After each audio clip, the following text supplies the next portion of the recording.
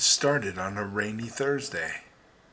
Elijah sat curled into the corner of his couch, a leather Bible on his lap, and a lukewarm mug of coffee beside him. The rain tapped gently on the window like a quiet metronome. And somewhere deep inside, he was desperate for God to speak. He opened to a random page, Leviticus 19. Do not wear clothing woven of two kinds of material. Do not cut the hair at the sides of your head or clip off the edges of your beard. He stared at the page, blinking, still staring. What? He whispered out loud. With a frustrated sigh, Elijah tossed the Bible gently onto the coffee table, then pressed his palms to his face. He felt something he hated to admit. Distance. He loved God. He believed in Jesus. He knew the Bible was true. But if he was honest, it felt like reading someone else's mail. Later that evening, Elijah met up with Grace, a friend from church. She was the kind of person who listened with both ears and responded like she had wisdom hidden in her pockets. They sat in a quiet booth at a diner, the scent of coffee and fries drifting through the air. I tried reading my Bible today, Elijah said, stirring his tea, but it felt like reading instructions from a world I don't live in. I mean, linen and wool, beard shaving rules.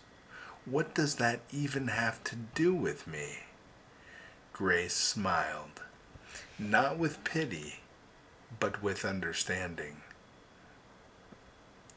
Elijah, she said softly, you're right. That part wasn't written to you. That didn't exactly help, and Elijah asks, then why read it? Because, she said, leaning in, even though it wasn't written to you, it was written for you. Grace pulled out her phone and tapped open her Bible app. Think about it like this, she said. Imagine finding an old letter tucked inside a 100-year-old trunk in your grandmother's attic. It's written in faded ink, in a different dialect, addressed to someone else. But as you read it, you discover things about your family, wounds, hopes, promises, wisdom that still shapes your story today. Elijah's eyes softened. She continued, the Bible is like that. God didn't send the book of Leviticus to a guy in 2025 with a smartphone. He gave it to a people just freed from slavery, learning how to be human again. He gave them laws to teach holiness in their world. It was specific, intentional, and holy. But here's the miracle, she said. Even though it's ancient, it carries a living voice. God wrapped eternal truths inside their culture so that if we're willing to listen, we'll hear what he still wants to say today. Elijah leaned back. So you're saying the rules about fabrics and haircuts, they meant something then, and if I understand that, I'll know what it means now.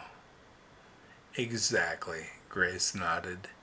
It's not about legalism, It's about identity, holiness, and the separation from corrupt practices in that time. When you see the heart behind the command, it points you to the God who still wants your whole life, pure, set apart, not compromised by culture. He stared out the window. The rain now, just a mist. I guess I never thought about who the original audience was, he said.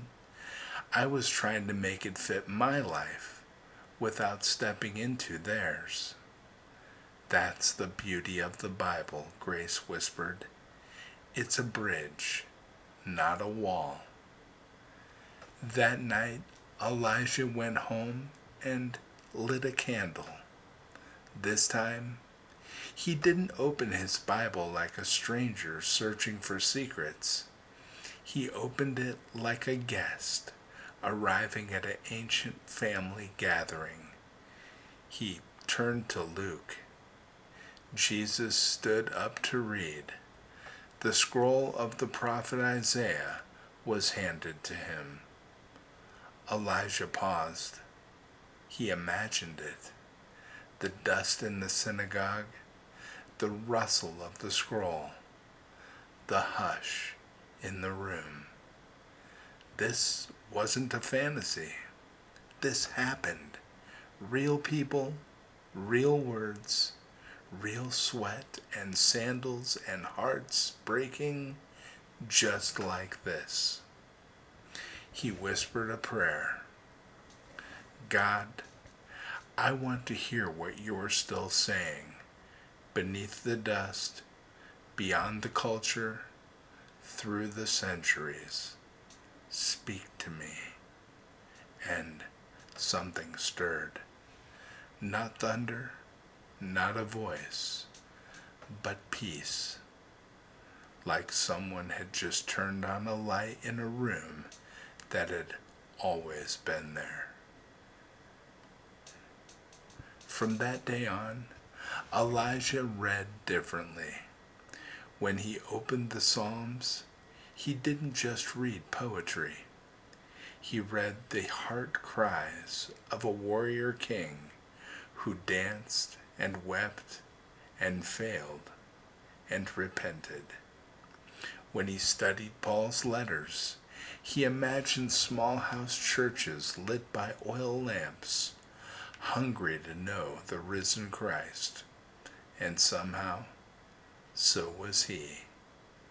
When he read about Ruth or Esther or Moses, he realized these weren't just characters. They were voices in a divine symphony, and their notes were written so his own heart could join the song. He still didn't have all the answers, but he had something better. A relationship with the author, a trust in the process, a joy in discovering truth, not through shortcuts, but through listening with love. The Bible wasn't written to you. It wasn't addressed to your town, typed in your language, or shaped by your culture.